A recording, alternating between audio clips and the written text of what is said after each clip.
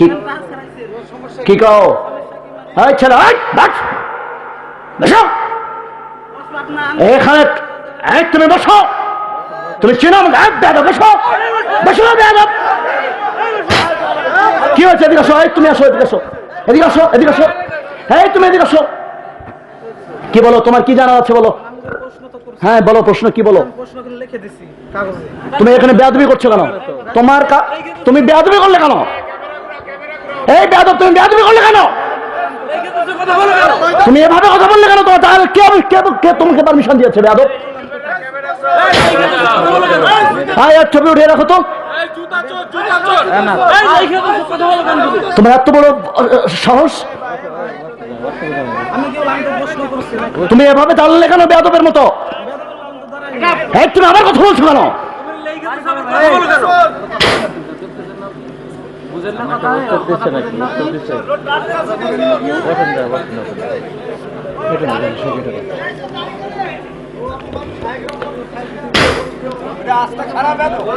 তোমার এত বড় সাহস, তোমাকে সাইজ করার জন্য আমার একটা হাতই যথেষ্ট বেয়াদব, জানো? তুমি চিনো আমাকে?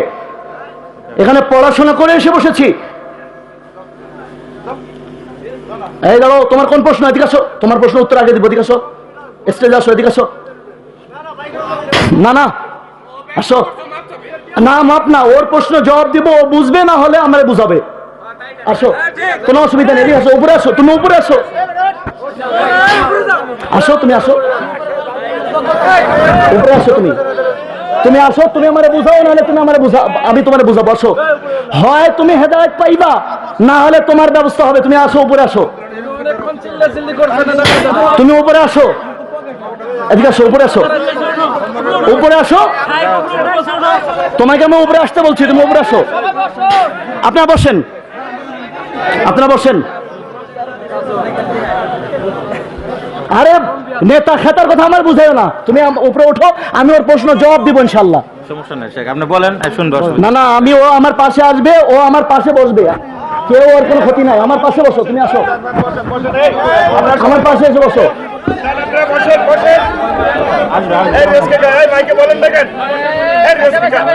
কথা বলেন না। আচ্ছা, আসতে তো ভাই,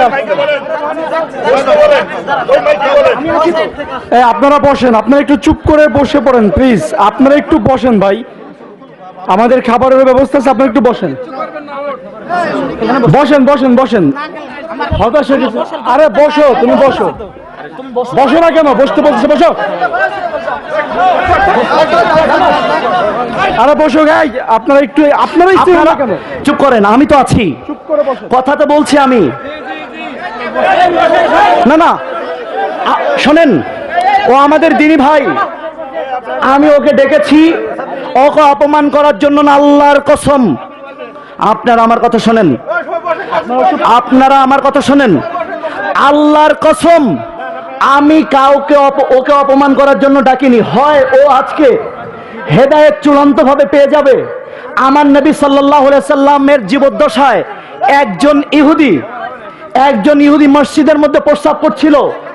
আল্লাহর নবী সাল্লাল্লাহু আলাইহি সাল্লাম তাকে ডেকেছিলেন, আসো কথা বলি, বুঝো তুমি কি বুঝলে আর আমরা কি বুঝালাম, আসো কথা বলি আপোষে, কোনো অসুবিধা নেই। বলো বাবা, তুমি কি বলতে যাচ্ছ? হ্যাঁ দাও, বের করো। আপনারা আশা করি চুপ থাকবেন।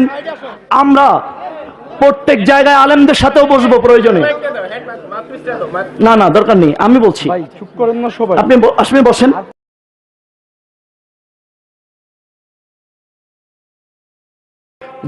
অশ্লীলতা মানে যে তার মেয়েকে কো এডুকেশন সহ শিক্ষায় দিয়েছে।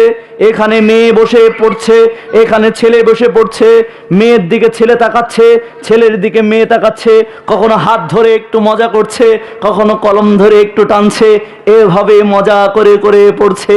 এরা হলো দায়ুস, এই বাবা হলো দায়ুস।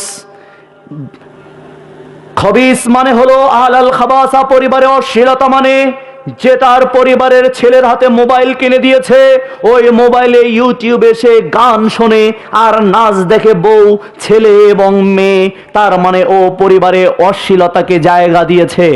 অশ্লীলতা মেনে নিয়েছে মানে মেয়ে স্কুলে যায় বা বাইরে যায়, বোরখা পরে, কালারফুল বোরখা পরে, পুঁথিওয়ালা বোরখা পরে, ডেকোরেশন করা সৌন্দর্যমণ্ডিত বোরখা পরে, ওই লোক হচ্ছে দায়ুস লোক। দায়ুস মানে মেয়ে, বউ যাচ্ছে পেট বের করে, পিঠ বের করে, মাথার চুল বের করে, যেন এক মাস্তান যাচ্ছে। দায়ুস মানে বউ রাস্তায় বের হয়েছে, স্প্রে মেরে, স্প্রে বোঝেন, স্প্রে মেরে, স্প্রে মানে হলো পারফিউম মেরে ঘর থেকে বের হয়েছে। আল্লাহর নবী বললেন ও হলো বেশ্যা মহিলা, যে ঘর থেকে সুগন্ধি পরে, সুগন্ধি মেখে ঘর থেকে বের হয়, ও মহিলার নাম হচ্ছে বেবিচারী মহিলা। আপনি সুগন্ধি বের করে, আপনি বেঁচে থাকাকালীন আপনার স্ত্রী সুগন্ধি মেখে বাইরে বের হয়, আল্লাহর নবী বললেন আল্লাযী ইউকিরু হালাল খাবাসা, যে তার পরিবারে গুনাহের কাজ মেনে নিয়েছে, প্রতিবাদ করে না, সে হলো দায়ুস, সে হলো বামপন্থী। সে খালি রাশদ খান মেনন বামপন্থী না, খালি ইনু বামপন্থীরা, ওরাও বামপন্থী বেটা, তুইও বামপন্থী। ওরাও বামপন্থী বেটা, তুইও বামপন্থী। অনিসাউন কাসিয়াতুন আরিয়াতুন মুমিলাতুন মাইলাতুন লা ইয়াদখুলুন নাস জান্নাতা। আমার নবী বললেন ওরা বামপন্থী, যারা কাপড় পরে কিন্তু উলঙ্গ থাকে। তার মানে কাপড়টা এমন ফিরফিরে যে তার কাপড় থেকে বাহিরের অংশ থেকে, বাহির থেকে কাপড়ের কোথায় উঁচু কোথায় নিচু শরীরের অঙ্গ প্রত্যঙ্গগুলো যদি কোনো মহিলার বোঝা যায়, ও মহিলা হলো বামপন্থী মহিলা, ও মহিলা হলো জাহান্নামী মহিলা। ও কোনোদিন লা ইয়াদখুলুন নাস জান্নাতা আবাদা, ও কশিনকালে কোনোদিন জান্নাতে যেতে পারবে না। মমিলাতুন মাইলাতুন, এমন কোন কাপড় যদি সে পরে যে কাপড় দেখে পরপুরুষের চোখকে আকর্ষিত হবে, এমনকি এমন কালারফুল, মনে করেন ব্লু কালারের বোরকা পরে বেরিয়েছে, সেই রকম দেখতে ব্লু কালারের বোরকা চলবে না, কারণ এটা মানুষের চোখের মনোরঞ্জন করে। বললেন মমিলাতুন মাইলাতুন, শেষ জামানায় কিছু মানুষ আসবে যাদের কাপড় দিয়ে মানুষকে নিজের দিকে আকৃষ্ট করবে। লা ইয়াদখুলুন নাল জান্নাত আবাদা, ওরা কোনোদিন জান্নাতে যাবে না। বোরকা পরতে হবে, বোরকা পরে পিছনে বাঁধা যাবে না। বোরকা পিছনে বেঁধে তুমি কি বোঝাতে চাও? সাইজ। বোরকা আবার পিছনে বাঁধে, এখান থেকে দেখছেন কি বেটি, তুই বোরকা পিছনে বাঁধলি কেন? পিছনে বাঁধলি মানে সাইজ বোঝাস, সাইজ বোঝাস মানে পরপুরুষের মনোযোগ আকর্ষণ করিস। জান্নাত আবাদা, তুই কোনোদিন জান্নাতে যেতে পারবি না। তুই যাবি না, তোর বাপও যাবে না। তুই জাহান্নামী আর তোর বাপ দায়ুস, কে জান্নাতে যাবে? তুই যাবি না, তোর স্বামী যাবে না, তুই যাবি না, তোর বড় ভাইও যাবে না। তুই যাবি না, তোর বড় ভাইও যাবে না, কারণ তোর বড় ভাই দায়ুস, তোর স্বামী দায়ুস, তোর বাপ দায়ুস। দুইজনের কেউ জান্নাতে যেতে পারবি না। তখন ড্রাইভার গাড়ি একটা দেখলেই মানুষ পটে আমাদের ভেসে ওঠে একটা পুরুষ চালিয়ে আসছে, যেই দেখবেন মহিলা চালাচ্ছে উল্টা লাগবে, লাগবে না? তখন একটু তাকিয়ে দেখবে মানুষ, আরে মহিলা চালায়, তার মানে এটা পুরুষের বাহন। প্রতিষ্ঠিত সমাজে সঙ্গত কারণে সেই মহিলার উপর আল্লাহর অভিশাপ। মোবাইল ফোনের কোম্পানিগুলোকে নসিহত করুন, আমরা নসিহত করছি। দুঃখিত, এই মুহূর্তে মোবাইল সংযোগ দেওয়া সম্ভব হচ্ছে না। ওই দিন মহিলা বলবে যেদিন সব পুরুষ কবরে ঢুকে যাবে। যখন বাংলার পুরা পুরুষ মানুষ মাটির নিচে থাকবে, কবরে থাকবে, তখন মহিলা বলবে দুঃখিত, এই মুহূর্তে মোবাইল সংযোগ দেওয়া সম্ভব হচ্ছে না। কে ছাগল, তুই মরছস নি? ওরে দিয়ে কস কে? এটা তো পুরুষের কইতে হবে, পুরুষের বলতে হবে জনসমক্ষে। জনসমক্ষে মহিলার কণ্ঠ দিলে ওই মহিলা পুরুষ মার্কা মহিলা, রাজুলাতুম মিনান নিসাই। আল্লাহর নবী বলছেন ইন্নাল মুতাশাব্বিহিনা বির রিজালি মিনান নিসাই ওয়াল মুতাশাব্বিহাতি মিনান নিসাই বির রিজাল, রাহুল বুখারী 5885 নম্বর হাদিস। তোর ওই মহিলা জান্নাতে যেতে পারবে না, কাটা গেল। ও বামপন্থী। কোন পন্থী? ফাইনাল রাউন্ডেও ধরা খেয়ে যাবে, ফাইনাল রাউন্ডেও ডিসকোয়ালিফাইড। তুইও বামপন্থী। ওই পুরুষের ওপর আল্লাহ অভিশাপ দিয়েছে যে মহিলার মতো বেশ ধারণ করে, যে পুরুষ এ জায়গায় দুল লাগায়, হাতে চুড়ি পরে, মহিলার মতো এত বড় বড় চুল রাখে, পিছনে আবার খোপা বাঁধে।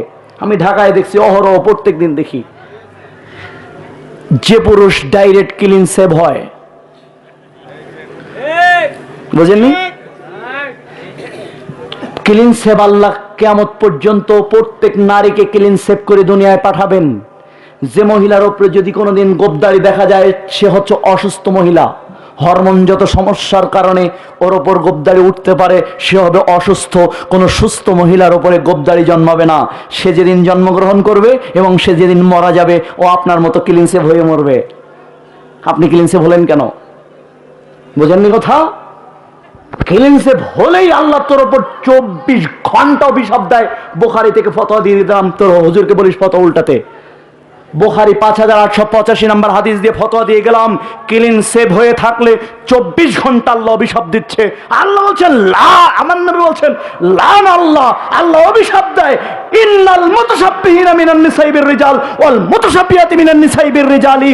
ওই পুরুষের ওপর যে কোনো না কোনো ভাবে মহিলাদের সাথে সাদৃশ্যতা অবলম্বন করে চলে, আর ওই পুরুষের ওপর যে মহিলাদের সাথে কোনো না কোনো ভাবে সাদৃশ্য অবলম্বন করে চলে, আর ওই নারীর ওপর যে কোনো না কোনো ভাবে পুরুষের সাথে সাদৃশ্যতা বজায় রেখে চলে, ওর ওপর আল্লাহ 24 ঘন্টা অভিশাপ দেয়। আপনি আল্লাহর অভিশাপ থেকে টিকবেন কি করে? কবরে গেলে তো ডাইরেক্ট বলবে হেতে বিরোধী দল আছে, আরে পিটা। কি হুজুর কইবে না? মনে করেন ক্লিন সেভ, ফেরেশতা কি জিগাবো নেই মান রব্বুকা, কয় তো দেখাই যাইছে বিরোধী দল আছে, এই পিটা শুরু কর। কি কন কইব না? হ্যাঁ হ্যাঁ জি, যাই হোক, আমরা প্রশ্ন কয়টা উত্তরে চলে যাই, আল্লাহ বাঁচালে আবার হবে। ও হাদিস কয়েকজন বলছেন, বলতেই হয়। আলী রাদিয়াল্লাহু আনহু বললেন, রাসূল সাল্লাল্লাহু আলাইহি ওয়াসাল্লাম বলেছেন, ফামান আহদাসা হাদাসান আও আওয়া মুহদিসান ফাআলাইহি লা'নাল্লাহু ওয়াল মালাইকাতু ওয়ান নাস আজমাইন লা ইয়াকবালু মিনহু আদলুন ওয়ালা সারফুন। আল্লাহ অভিশাপ দেয়, ফেরেশতারা অভিশাপ দেয়, সমস্ত নেককার মানুষের অভিশাপ তাদের উপর বর্তায়। আল্লাহ অভিশাপ দেয়, ফেরেশতারা মালাইকারা অভিশাপ দেয়, আল্লাহর নেককার মানুষদের অভিশাপ যাদের উপর বর্ষিত হয়। আল্লাহ অভিশাপ দেয়, মালাইকার অভিশাপ দেয়, নেককার মানুষদের অভিশাপ যাদের উপর বর্তায়, তারাই হলো বালাগালাউলা পড়নেওয়ালা লোকেরা। ওরাই হলো ফরজ সালাতের পরে সম্মিলিত মোনাজাত করনেওয়ালা লোকেরা। ওরাই হলো 4 দিন মানুষ মরে গেলে 3 দিন বা 4 দিন করনেওয়ালা লোকেরা। ওরাই হলো কুলখানি খানেওয়ালা হুজুরেরা। ওরাই হলো মরা খেকে হুজুরেরা। মানুষ মরে গেলে যে হুজুর পেট পূরণ করার, পকেট পূরণ করার জন্য ওদের বাড়ি যেয়ে কোরআন তেলাওয়াত করে সওয়াব রেসানি করে জান্নাতে ডাইরেক্ট পাঠাই দিয়ে আসে, আর কি সুন্দর করে কাঁদে, আল্লাহ সাহেবে দাওয়াতের বাবা মাকে তুমি জাহান্নাম থেকে মুক্তি করে জান্নাতে পাঠিয়ে দাও। কবরের পাশে গিয়ে কি কান্না কাঁদে, আসলে কাঁদে না, তোমারে পাম দেয় যাতে করে হুজুরের আবার ডাকো, আর একদিন কাঁদতে পারে, আর একদিন কিছু টাকা পায়, আর একদিন খাওয়ান পায়। হুজুর নিজের বাপ মার কবরের পাশে কোনোদিন যায় না, আমি কোনদিন যাইতাম না। আমরা যখন এই মরা খাইতে যাইতাম, ভাই কি কান্না কাঁদতাম লোকের বাবা মায়ের জন্য, লোকের যাদের মারা গেছে তাদের জন্য। তা আমাদেরও তো কিছু লোক মরছে, আমরা কাঁদার সময় কই? লোকের বাড়ি যেয়ে কাঁদতাম, আসলে মরা লোকের জন্য কাঁদতাম না, জীবিত মানুষের জন্য কাঁদতাম, যাতে করে ওদের পাম্পট্টি দিয়ে আবার দাওয়াত নেওয়া যায়, আবার খাওয়ান পাওয়া যায়, আবার টিয়া পাওয়া যায় আর কি। দিনী ভাই, এই জন্য এই লোকেরা, এদের ওপর আল্লাহ অভিশাপ দেয়, কারণ আল্লাহ নবী করেননি। দরুদে মাহি পড়নেওয়ালা লোকেরা আল্লাহ অভিশাপ দেয়। দরুদে তাজ, দরুদে লাকি, আল্লাহুম্মা সাল্লি আলা সাইয়্যিদিনা মাওলানা মুহাম্মদ ওয়া আলা আলি সাইয়্যিদিনা মাওলানা মুহাম্মদ। কি কও? এই ছেলে, এই বাস, বসো এখানে। এই তুমি বসো, তুমি চিনো আমাকে? বেয়াদব, বসো বসো বেয়াদব। কি হচ্ছে? এদিকে আসো। এই তুমি আসো, এদিকে আসো, এদিকে আসো, এদিকে আসো। এই তুমি এদিকে আসো। কি বলো, তোমার কি জানা আছে বলো? হ্যাঁ বলো, প্রশ্ন কি বলো? তুমি এখানে বেয়াদবি করছো কেন? তুমি বেয়াদবি করলে কেন? এই বেয়াদব, তুমি বেয়াদবি করলে কেন? তুমি এভাবে কথা বললে কেন? তোমার তাহলে কে তোমাকে পারমিশন দিয়েছে বেয়াদব? হ্যাঁ, এক ছবি উঠিয়ে রাখো তো।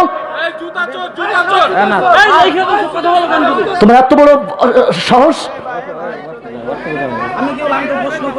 তুমি এভাবে দাঁড়ালে কেন বেয়াদবের মতো? হ্যাঁ, তুমি আমার কথা বলছো কেন?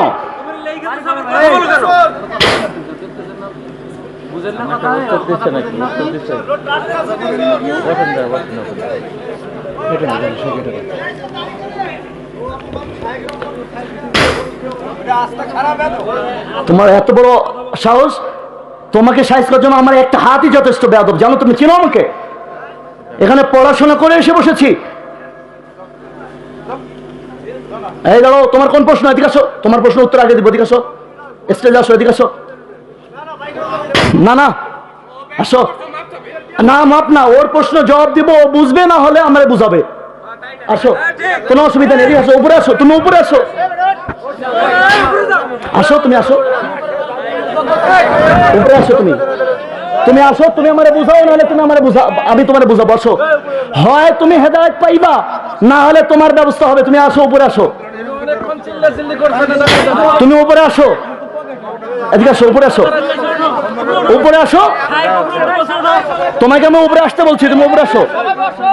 আপনারা বসেন, আপনারা বসেন। আরে নেতা খেতার কথা আমার বুঝাইও না, তুমি উপরে ওঠো, আমি ওর প্রশ্ন জবাব দিব ইনশাল্লাহ। সমস্যা নেই শেখ, আপনি বলেন, শুনবো। না না, আমি, ও আমার পাশে আসবে, ও আমার পাশে বসবে, কেউ ওর কোনো ক্ষতি নাই। আমার পাশে বসো, তুমি আসো, আমার পাশে এসে বসো।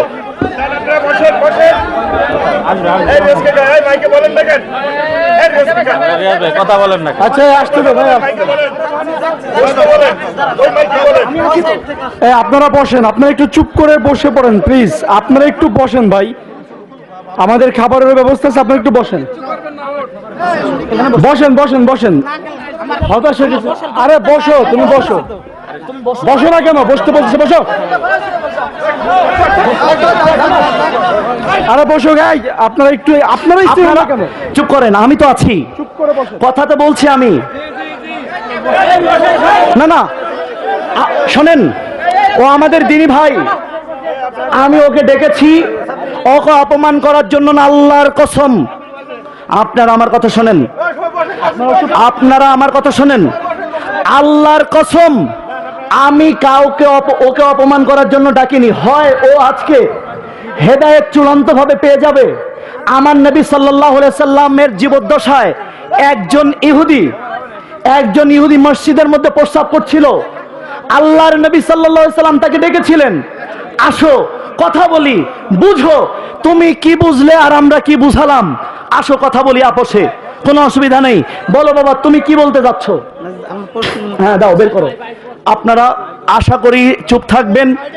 আমরা প্রত্যেক জায়গায় আলেমদের সাথেও বসবো প্রয়োজনে।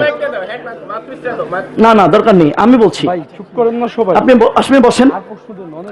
আপনি বললেন যে নারীরা কোনো ক্ষমতা সম্পর্কে অধিকার পেলে তারা জাহান্নামে যাবে, এসব আলোচনা কোরআনের কোন আয়াতে আছে? তা আপনি বলে যাবেন।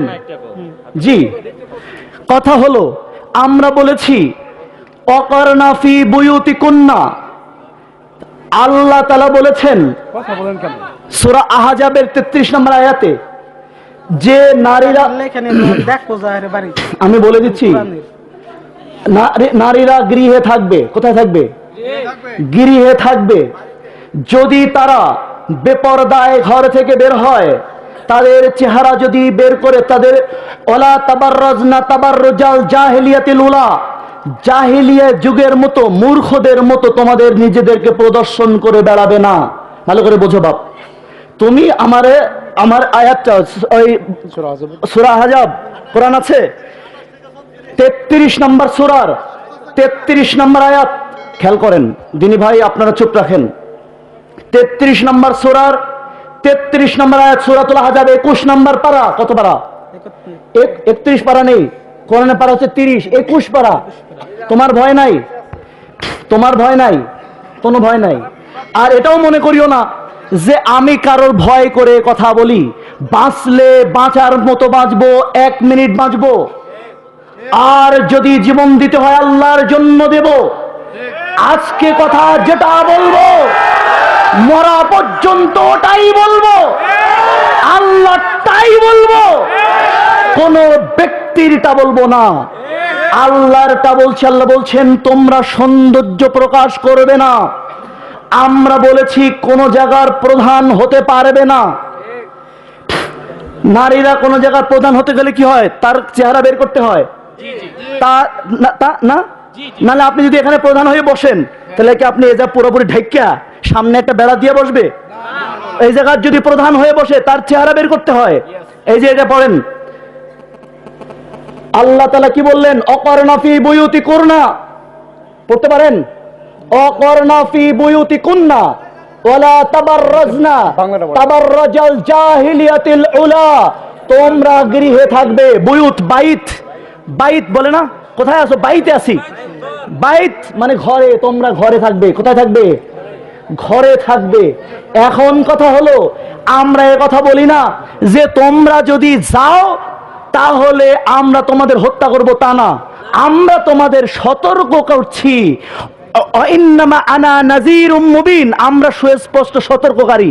আমরা তোমাদেরকে বাধ্য করব না, বলবো না যে তোমরা যদি যাও তোমাদের বোমা মেরে ফেলবো, না, বরং তোমরা যদি যাও তোমাদের দায় তোমাদের। কেমন? তোমরা যদি বেপরদায় বের হও আমরা বলবো না তোমারে রাস্তায় ধইরা কি করব, তোমরা যেমন ইফটিজিং করো তাই ইফটিজিং করব না।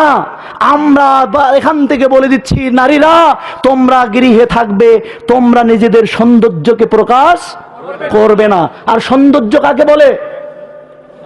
Mouth is the symbol of beauty. ইংরেজি পড়তে জানো? আরবি তো এটা, ইংরেজি হচ্ছে না। English, mouth is the symbol of beauty, মুখ হলো সৌন্দর্যের প্রতীক।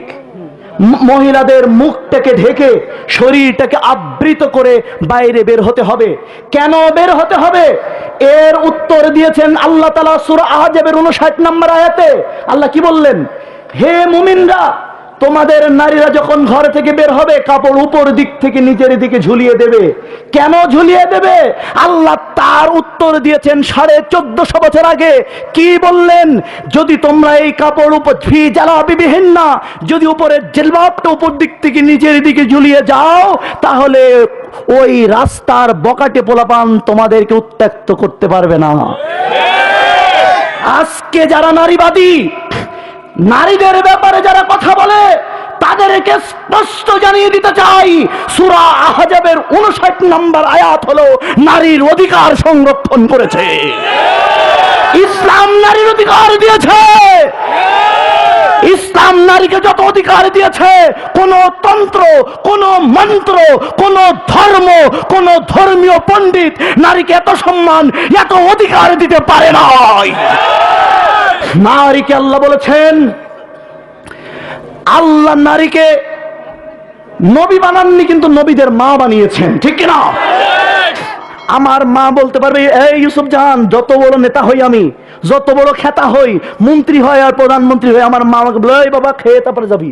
এভাবে কান ধরতে পারবে না, কিছু মনে করিয়েন না। একমাত্র আমার মা পারবে, পৃথিবীর আর কেউ পারবে না। আর আরেকজন পারবে, কে? নাপিত। কি কও ভাই, তাই না? নাপিত ছাড়া পারবে? ভাই আল্লাহর কসম করে, আল্লাহর কোরআনকে সামনে রেখে তোমাকে বলছি, আল্লাহর কসম, তোমাকে অপমান করার জন্য ডাকেনি। বুঝেছো ভাইয়া? আমি তোমাকে অপমান করার জন্য ডাকেনি। আল্লাহ যাতে তোমাকে হেদায়েত পূর্ণ করে দেন এই জন্য আমার পাশে বসিয়েছি। আপনারা হয়তো মনে করেছিলেন যে আমি ওর উপরে রেগে গেছি। এই রাগটা হচ্ছে নবুয়তে ওহির একটা ঝাঁজ মাত্র, ওহির একটা ঝাঁজ, এটা রাগ নয়, এটা ভালোবাসার বহিঃপ্রকাশ। এই জন্য ওকে কোথায় বসালাম? পাশে বসালাম, বসে আয়াত দেখাচ্ছি। আরো দেখাই, দেখেন আল্লাহ তাআলা বলছেন, আল্লাহ নবী সূরা, এটা আবু দাউদ, এই ভাই একটু খেয়াল করেন, আবু 2149 নম্বর হাদিস। কত? 2149, কলম দেন। এখানে এদিকে তাকান ভাই, আল্লাহ নবী বললেন তোমরা গায়রে মাহরামের দিকে তাকাবে না। ইয়া আলী লা তুতবিউন নাজরাতান নাজরাতা ফাইন্না লাকাল উলা ওয়া লাইসাত লাকাল আখিরা। গায়রে মাহরামের দিকে তাকানো জায়েজ নাই, হারাম। গায়রে মাহরামের দিকে তাকানো কি? ভাই আপনারা আমাকে সাহায্য করবেন না? ভাই আপনারা কি আমার সাহায্য করবেন না? আমার এই ভাই আমার পাশে বসে মনোযোগ দিয়ে কথা শুনছে, আর একটু আগে আপনি যেটা যার উপরে রাগ করছিলেন সেই কত সুন্দরভাবে শুনছে, আর আপনি তো বিশৃঙ্খলা করছেন। এখন তোমার উচিত ওদের বিরোধিতা করা। বসেন না। এই যে ভাই আবু দাউদ 2149 নম্বর হাদিস, এদিকে তাকান। উনি বলেছে, আপনি বলেছেন যে নারীরা কোনো অফিসের প্রধান হতে পারবে না, নারীরা এই জায়গায় বসতে পারবে না। কেন পারবে না? কারণ আপনি 10 জন 50 জন মানুষ বিভিন্ন সমস্যায় নিয়ে একজন প্রধানের কাছে যাবে, যাইয়া ওর পাশা দেখবে না সামনে দেখবে? ওর সামনে যাইতে হয় না, না পিছনে যাইতে হয়? কিছু করেন না। আল্লাহ নবী বলেন, এই হাদিস আবু দাউদ 2149 নম্বর হাদিস, ইয়া আলী লা তুতবিউন নাজরাতান নাজরাতা ফাইন্না লাকাল উলা ওয়া লাইসাত লাকাল আখিরা। আলী কোন গায়রে মাহরামের দিকে তুমি তাকাবা না, বেপরদায় কোন মহিলা তার দিকে তুমি তাকাবা না। হঠাৎ দৃষ্টিতে তোমার পাপ নেই, কিন্তু তোমার যদি আরেকবার তাকাও তাহলে তোমার পাপ হবে। কিসের পাপ? আবু দাউদ 2100 লেখেন 2150, পরেরটা 2155। এই হাদিসে বলা হচ্ছে যদি তুমি চোখ দিয়ে তাকাও তোমার চোখের জেনা হবে। একবার তাকানো সুন্নত না, এই আবার ভুল বুঝলা, তোমার হুজুর তোমার শিখেছে। একবার না, হঠাৎ তাকানো জায়েজ, হঠাৎ, একবার না। এই দেখো একবার তাকানো যদি সুন্নাত বলো, তাহলে তোমার মতো পোলারা যারা আছে তুমি বাদে, তারা কি করবে? মহিলারে তাকাইয়ে থাকবে। সুন্নাত পালন করতেছি। তোমার বোর দিকে যদি কেউ তাকায় তাহলে কেমন লাগে? তোমার বোর দিকে যদি আমি গিয়ে দেখে, তুমি আমার জুতা পেটা করবা যে তোর একবার তাকানো তারা দেখাই, কি বলবেন না? এটাই তোমার বোর দিকে যদি কেউ তাকিয়ে থাকে তোমার ইজ্জত যাবে, তোমার কষ্ট লাগবে, কিন্তু লোকের বোর দিকে তাকালে তোমার এত ভালো লাগে কেন? শুধু তাই নয় দিনী ভাই, আবারও শোনো, যদি কোনো জায়গার প্রধান করা হয় তাকে, তাহলে কি হবে? একজন নারীর নিরাপত্তার জন্য কোন নারী, বুখারী 2য় খণ্ড 419 নম্বর পৃষ্ঠার 6 নম্বর থেকে 31 নম্বর লাইন পর্যন্ত হাদিস এসেছে, একজন নারী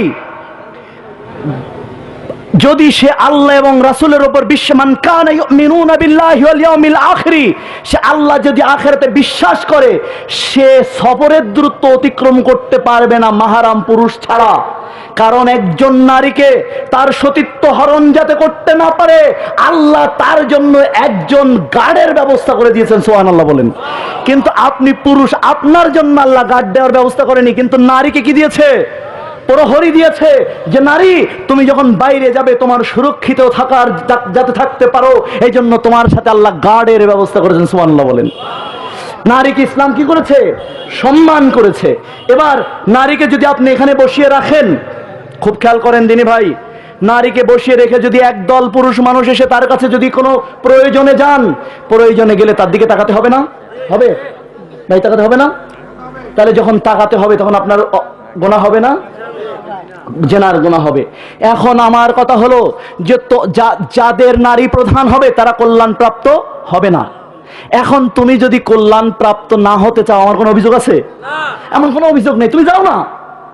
তবে আমি তাদের মতো বলছি না যে নারী ওখানে গিয়েছে তারে মেরে ফেলাও, বোমা মারো, কাটো, মারো না। আমাদের কাজ হচ্ছে ফাযাক্কির ইন্নামা আনতা মুযাক্কির, আমাদের কাজ হচ্ছে উপদেশ দেওয়া, আর বিচারের দায়িত্ব আল্লাহ। বোঝা গেল কথা? আমরা আল্লাহ বলেছেন, আমরা কি করলাম? উপদেশ দিলাম। ক্লিয়ার ভাই? উপদেশ দিলাম যে নারীরা বেপর্দায় বাইরে যাবে না, নারীরা সহশিক্ষায় যাবে না, নারীদের জন্য আলাদা ইউনিভার্সিটি করতে হবে। কি করতে হবে? ইউনিভার্সিটি করতে হবে। নারী সম্মান, নারীর জন্য আলাদা কর্মক্ষেত্রের ব্যবস্থা করতে হবে। হ্যাঁ, নারী কর্মে যাবে, নারী কর্মে। ভাই আপনারা আজকে একটু শুনতে হবে আপনাদের কষ্ট করে, কারণ এটা অনেক বড় একটা বিষয়। নারীরা কর্মক্ষেত্রে যাবে, তবে আমরা দাবি জানাই নারীদের কর্মের জন্য আলাদা ব্যবস্থা করতে হবে।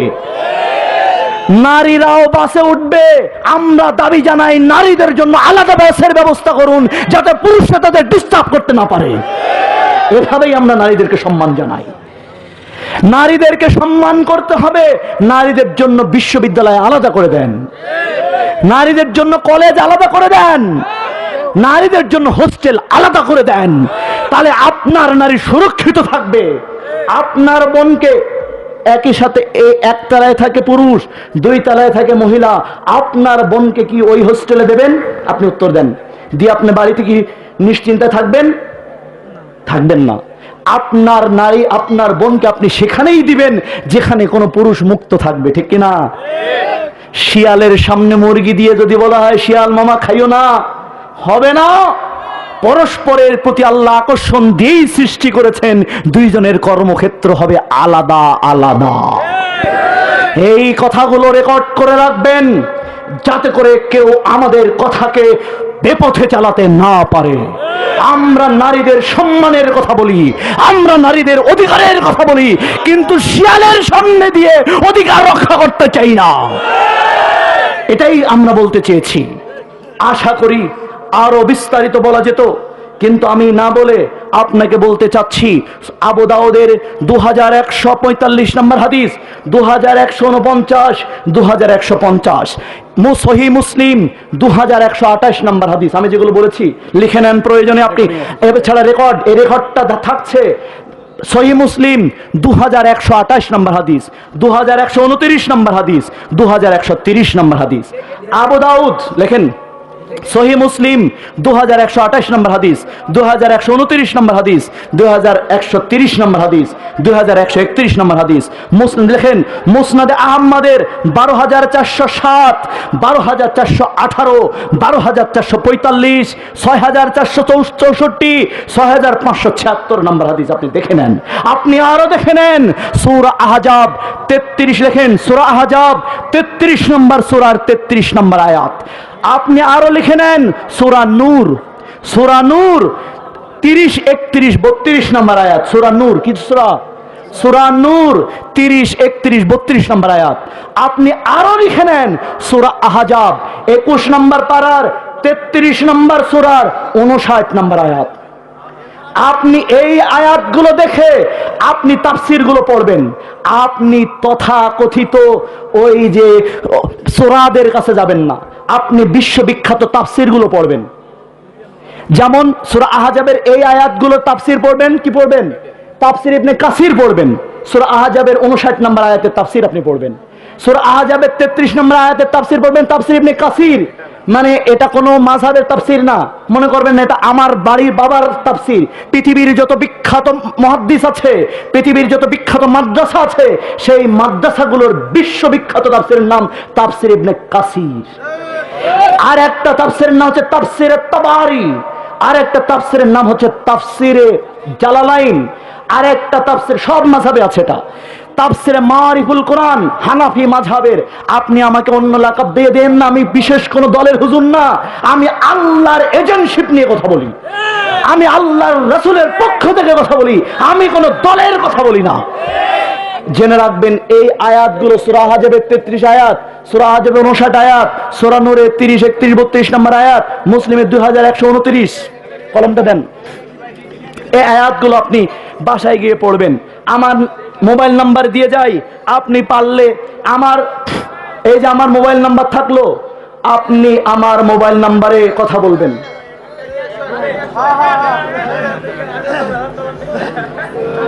4084 এই মোবাইল নাম্বারে কথা বলবেন। যদি 01711 আরেকটা 22 ওখানে থাকছে, এখান থেকে নিবেন 9644। হয় আপনি আমার বিরুদ্ধে ব্যবস্থা নিবেন, না হলে আপনি হেদায়েতের উপর চলে আসবেন। হয় আপনি আমাকে হত্যা করবেন, না হলে আপনি নিজেই হেদায়েত হবেন। আমি আপনার বিরুদ্ধে কিছু বলবো না। আমি আপনাকে সম্মান করলাম, আমি আপনার এখানে উঠিয়েছি আপনাকে অপমান করার জন্য না, আপনি আমার ভাই।